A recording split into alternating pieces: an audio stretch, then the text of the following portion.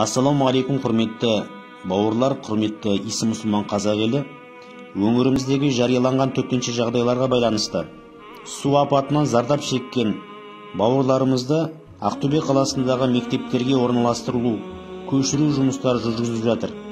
Қазіргі таңда 36 мектепте орналасқан бауырларымызға түскі астарын жеткізу жұмыстары жүргізілді.